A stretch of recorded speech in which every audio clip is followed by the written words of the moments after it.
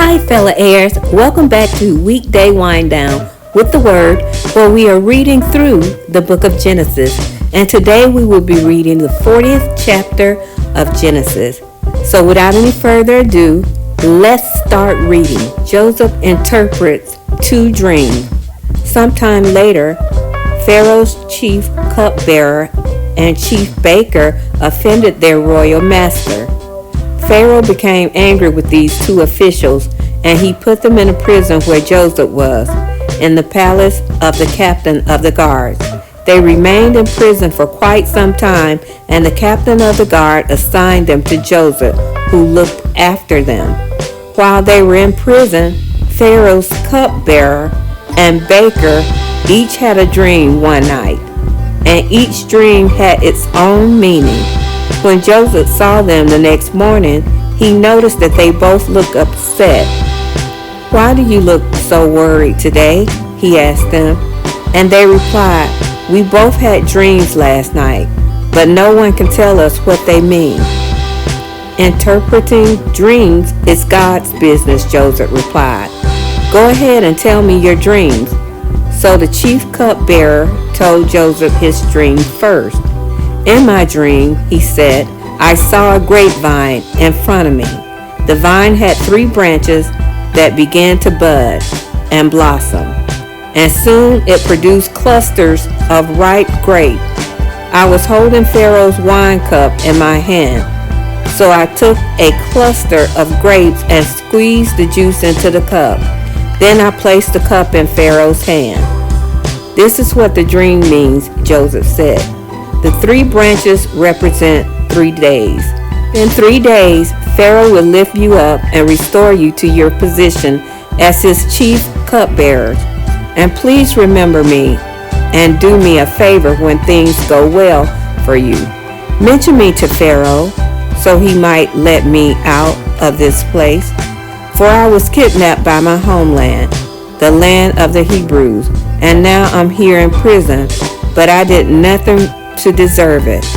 When the chief baker saw that Joseph had given the first dream such a positive interpretation, he said to Joseph, "I had a dream too. In my dream, there were 3 baskets of white pastry stacked on my head. The top basket contained all kinds of pastries for Pharaoh, but the birds came and ate them from the basket on my head." "This is what the dream means," Joseph told him. "The 3 baskets also represent 3 days. 3 days from now, Pharaoh will lift you up and impale your body on the pole. Then birds will come and peck away at your flesh." Pharaoh's birthday came 3 days later, and he prepared a banquet for all his officials and staff. He summoned his chief cupbearer and chief baker to join the other officials. He then restored the chief cupbearer to his former position so he could again hand Pharaoh his cup. But Pharaoh impaled the chief baker just as Joseph had predicted when he interpreted his dream. Pharaoh's chief cupbearer, however, forgot all about Joseph, never giving him another thought. And that concludes the reading of Genesis chapter 40.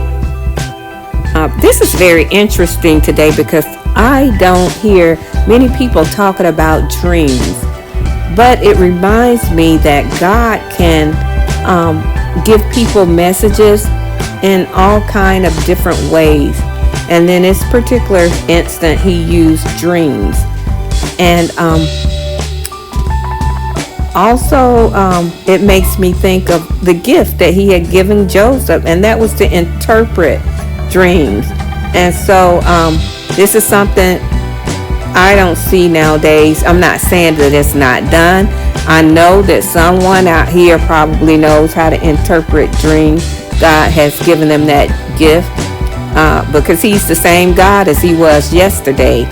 And so I'm sure he still gives dreams to people about him. I've heard of people dreaming about Jesus, and that led them to Christ.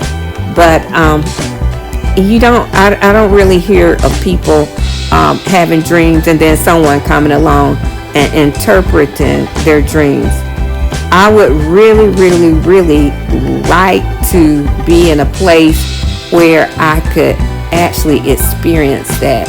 It seems very interesting to me, but it's also something that I think that we have to be very careful of, because if you're going to someone to interpret your dreams and you're not led by the Spirit of God, someone could interpret that dream incorrectly. And if they tell you what it is and they interpret that, if the interpretation is incorrect and you follow their guidance based on their interpretation, it could lead you down the wrong path. So I think this is something that you should definitely be careful about. I can see it going sideways if that person is not a person of God, or if they're faking it somehow and God hasn't really given them that gift, or maybe he has, but just, they're operating in flesh at the moment that they interpret your dream. So this is very interesting, mostly in part just like I said, because I don't see that nowadays. I haven't experienced it, but again, that doesn't mean it does not happen. I'm very interested to know if you have experienced this, or if you have gone to a church where they have interpreters, where they have interpreted dreams, and where they still do. I know I do have some deep dreams sometimes, and sometimes I think there's a message in it, but I'm not sure what the message would be. But I'm sure if God really wanted me to know something through a dream, he would send someone to interpret it for me. But again, like I said, we have to be careful with this. But this was very interesting, how God was just laying the steps for Joseph to get to Pharaoh. It's almost like he was going up a winding staircase, and each drama that he went through was getting him closer and closer to Pharaoh. Everything that happened to him negatively was bringing him closer and closer to Pharaoh. And that sometimes God works like that in our lives. We may come along a string of bad incidents, of circumstances, but it's actually for God's glory, because he's taken us to a place where we need to be, and we would wouldn't get there otherwise had we not gone through those challenges. So and just remember, everything work out for the good of those that love him and are called according to his purpose. So we just hold on to him and follow him in everything that we go through, and know that there is purpose in everything. So with that being said, I'm going to leave it right here. And once again, I thank you for listening to Weekday Wind Down with the Word, and have a blessed evening. Bye.